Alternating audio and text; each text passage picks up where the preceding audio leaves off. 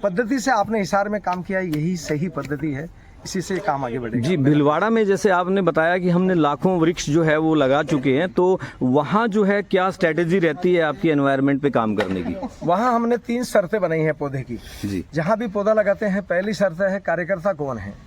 जो कार्यकर्ता इसको कम से कम लगातार हम उससे इंक्वायरी करेंगे कि भाई तू इसकी सार संभाल 2 वर्ष 3 वर्ष तक, जब तक ये पेड़ स्वावलंबी नहीं हो जाए तब तक चिंता करेगा। तो पहला तो हो गया कार्यकर्ता कौन है। दूसरा हम करते हैं उसकी सुरक्षा, चाहे बाढ़ हो, चाहे ट्री गार्ड हो, चाहे कुछ भी। और तीसरा करते हैं अप्रैल मई जून 3 महीने उसको सप्ताह में 1 बार पानी पिला दे। न्यूनतम ये आवश्यकताएं होती है, उसके बाद हम पौधा लगाना चालू करते हैं। क्योंकि प्रारंभ में हमारा सक्सेस रेट 50% थी, क्योंकि हमको भी अनुभव नहीं था, लगा दिए, पशु चला गए, खा गए। तो इस प्रकार के अनुभव आने के बाद धीरे धीरे हमने कंडीशनली काम कर दिया। और जो ट्री गार्ड लगाते हैं तो हम शहर अपने घर की बाउंड्री से 1.5 फीट दूर लगाते हैं। कई लोग अतिक्रमण के चक्कर में उसको कहते हैं भाई 5 फीट आगे लगा दो, 4 फीट आगे लगा दो। जी, तो हम अपना संस्थान का जो पेड़ लगाते हैं, नाली से 1.5 फीट दूरी पर वो पौधा खड़ा होगा। हमारी शर्त है, नहीं तो फिर हम नहीं लगाएंगे। आप अपनी इच्छा हो स्वतंत्र लगाओ, हमारी तरफ से कोई प्रॉब्लम नहीं है। संस्थागत हम वो काम करेंगे जो राष्ट्र के हित में हो, अनावश्यक अतिक्रमण को बढ़ावा न दे। तो उस प्रकार का भाव लेकर के फिर ये बायोडाइवर्सिटी वाला विशेष ध्यान रख रहे हैं, क्योंकि हमारे वहाँ 15 वर्ष पहले कौवे नहीं थे। और जब हमने विविध प्रकार के पेड़ लगाने लगे तो 12 महीने इनको खाने को मिलने लगा। और जब 12 महीने खाने को मिलने लगा तो पक्षी आराम से विचरण करने लगे। पक्षियों की अलग अलग प्रजाति होती है, कोई 1 किलोमीटर रेडियस में उड़ती है, कोई 4-5 किलोमीटर रेडियस में उड़ती है। तो उसको उस परिसर में उसको अगर खाने को मिल गया तो पक्षी अपने आप आने लगे। अब कई चिड़ियाएं और कई पक्षी ऐसे मेरे शहर भीलवाड़ा राजस्थान में आ गए हैं। तो ये एक हमारे लिए गर्व का विषय है। वहाँ का टेम्परेचर कंट्रोल हुआ है, वहाँ का वाटर लेवल जो 140 फीट था वो 5-7 फीट, 8 फीट, 10 फीट पे आ गया है। हरियाली बढ़ी है और सब समाज अब सहज रूप से जागरूक हो गया है। इस वर्ष ये अनुभव आया कि हमको पौधा देने की जरूरत नहीं पड़ी। हाथ जोड़ के वो रिक्वेस्ट कर रहे भाई हमको से भी पौधे दे दो, कहीं से भी ला के दे दो, और हम नहीं दे पा रहे हैं।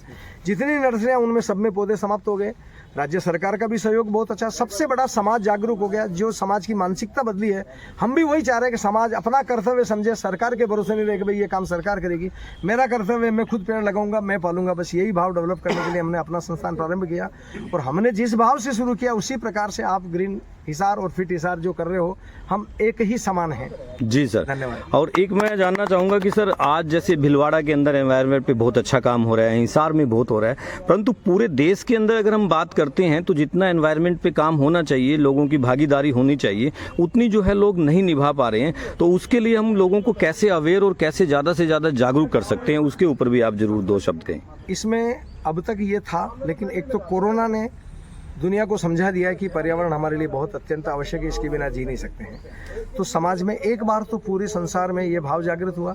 दूसरा, इस वर्ष यानी 2024 में जो हीट वेव चली, उस हीट वेव के कारण हर व्यक्ति को लगा कि यार अब पौधे के बिना मैं कहाँ खड़ा हूँगा, इतनी गर्मी तो सहन ही नहीं कर सकता। और अगर थोड़ा बहुत भी तापमान और बढ़ा तो शायद घरों में बंद रहना पड़ेगा, एसी से भी काम नहीं चलेगा, ऐसी स्थितियाँ हो गई।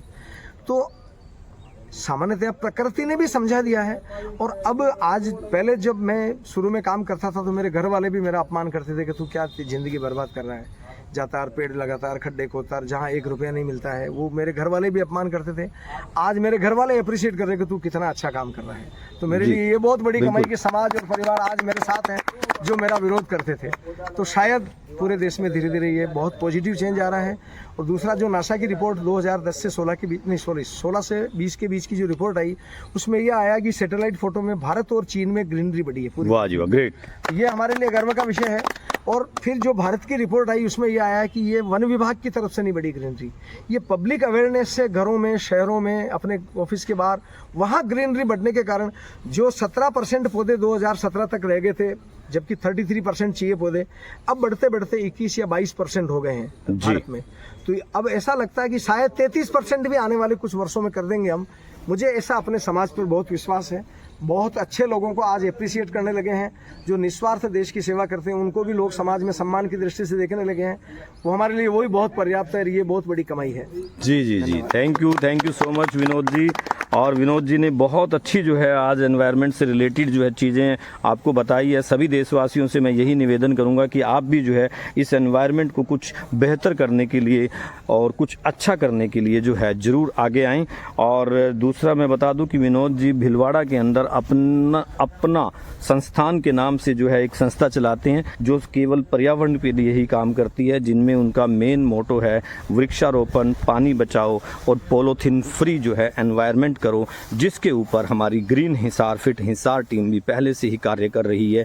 तो आज सभी साथी बड़े जो है खुश हैं विनोद जी से मिलकर, विनोद जी का यहाँ पहुँचने पर और हमारी टीम की हौसला अफजाई करने पर पूरी टीम की तरफ से मैं बहुत बहुत धन्यवाद, अभिनंदन और स्वागत करता हूँ। Thank you so much. फिर मिलते हैं साथियों किसी और लोकेशन पर ऐसे ही हरियाली और खुशहाली बिखेरते हुए।